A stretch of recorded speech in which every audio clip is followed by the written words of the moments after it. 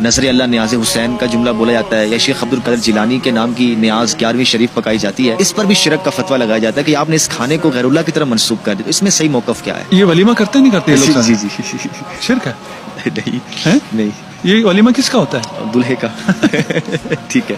इधर क्यों शिरक नहीं होता? नॉनसेंस है ना। होगा तो हर जगह होगा, हाँ सही है ना। आपको सिर्फ अहले बैत की दुश्मनी में उसूल बनाते चले जाते हैं, तो उन उसूल पे कारबंद रहो। सही। ये क्या इताम है ना, इताम करते हैं किसकी निस्बत से कि इसका सवाब है, जो भी आप उसको ताबीर करें। हमें अभी ताबीरात से काम नहीं। मेरे बेटे की खुशी की वजह से मैं मखलूक खुदा को खाना खिलाता हूँ, क्या है मुस्तहब है? मुश्किल पेश आती है?